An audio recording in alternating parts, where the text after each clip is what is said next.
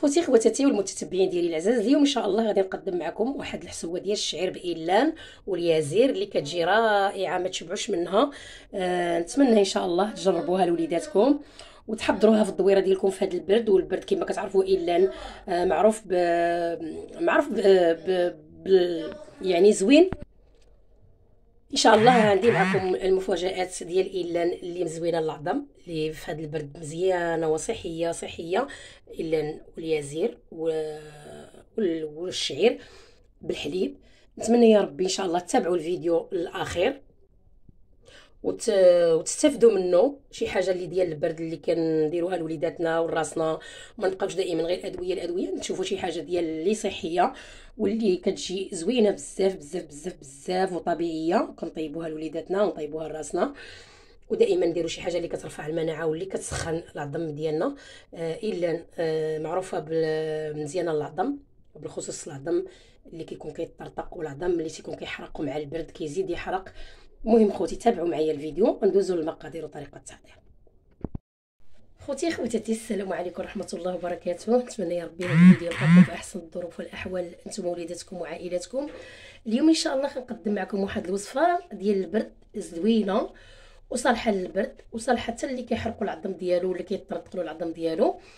مزيانه بزاف بزاف بزاف صراحه ومعروفه. اللي كنظن اللي ما كيعرفهاش انا غادي نحضرها معكم وغادي نقدمها معكم باش تعرفوا عليها، واللي ما كيعرفهاش غادي يعرفها. وسهله وزوينه ورخيصه، يعني ثمن مناسب للجميع.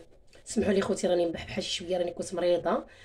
سمحوا لي بزاف بزاف لان راه الصوت ديالي راه باينه راني كنت مريضه بزاف، جاتني واحد المرضى صعيبه الصراحه، والحمد لله والشكر لله على كل حال. المهم غادي ندير معكم اليوم واحد الحسوه بالشعير وبإلان وبيازير والحليب. يعني المقادير سهله وبسيطه. غادي نديرو هنا واحد طريقه الملح، وغنديرو واحد اليازير اللي باقي خضر، يعني خضر من نوع الخضر ماشي اللي يابس بالعريش، غنديروه في الماء طايب. وهنا واحد 2 معالق ديال سنيده. انا غندير هاد السنيده غير حيت باش يقدروا ولاد يزعموا عليها وياكلوها، وهي من الاحسن ما ديروش فيها الحلاوه، ديروها فقط الا والشعير وبالحليب. يعني كتجي زوينه وكتجي رائعه بزاف بزاف، واللي كيبغي يدخل فيها الحلاوه يمكن له يدخلها على حسب وليداته. المهم حنا كنقولوا لها الحسوه، وكاين اللي كيقول لها الشوربه، وكاين اللي كيقول لها الحريره، وكل واحد وشنو تيسميها. المهم حنا تنقولوا الحسوه ديال الشعير بإلان. المهم غادي شي كاين اللي كيقول لها إلان وكاين اللي كيقول لها انيلي، يعني راه عندها 2 سميات. بالنسبه حنا في المغرب تنقولوا لها إلان ولا انيلي باش تعرفوها مزيان وتعرفوا عليها. دابا راه باقا ما مطحوناش وانا غادي نطحنها، ولكن ما غنديرهاش كلها، غندير فقط 2 ديال المعالق. وهذا هنايا هذه الشعير، هذه سميده ديال الشعير اللي غليظه ماشي رقيقه كما كتشوفوا، كنقولوا لها البلبوله ديال الشعير الغليظه.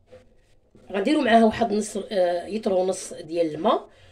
ومن بعد من يطيب لنا في داك الماء وفي هذا العريش ديال اليازير وفي الملح، غادي نضيفوا من بعد من يطيب لنا غنضيفوا الحليب. والا كانت مازال ما طابتش يمكننا نزيدوا الماء حتى نشوفوها طابت، لان الحليب كيتزاد غير كاضافه في التالي، ماشي كنعتمدوا عليه باش نطيبوا به الحسوه. الحسوه كطيب فقط في الماء والملح. وهذا العريش ديال الازير، حتى الازير راه مزيان للاعصاب ومزيان بزاف. اليازير فيه واحد الرويحه زوينه زوينه وكيتواتى مع الحليب وكيتواتى مع هاد مع إلان مع البلبولات الشعير. خوتي هاد الوصفه نتمنى تعجبكم، حصريا على القناه ديالي.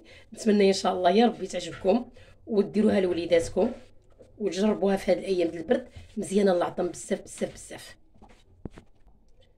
كما كتشوفوا خوتي خواتاتي من بعد ما طحنتها رجعت على هذا الشكل هكا غبره، رجعت بحال الدقيق.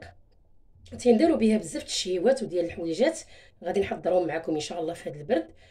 المهم انا هنا درت 2 معالق، بهذه المعلقه هذه درت هنا 2 معالق اللي غادي نضيفهم مع البلبوله ديال الشعير، سميده ديال الشعير الغليظه كما كتعرفوا.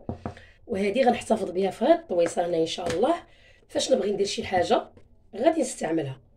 كما كتشوفوا تبعوا معايا خوتي. دابا الكوكوط ديالي راه غلات، ما غاديش نقفل عليها، فقط غادي نلوح البلبوله ديال الشعير في داك الماء غليان، هي وهاد العريش ديال يازير غادي طيب مع هاد البلبولات الشعير. ومن بعد غنحيدوه وغادي نصبوا البلبوله ديالنا الشعير وغنضيفوا شويه ديال الملح معاها، فقط غطيب في الماء والملح وهاد شويه ديال يازير ولا حليب من بعد غنضيفوهم والسكر. خوتي خواتاتي كما كتشوفوا هذه هي الحسوه ديالي ديال الشعير بإلان اللي كتجي غزاله وصحيه. قدمت معاها تميرات وشويه ديال الكركاع. كما كتعرفوا الكركاع صحي والتمر صحي، الحلاوه ديالو طبيعيه، ضروري دائما نحطوها في الطبيله ديالنا لوليداتنا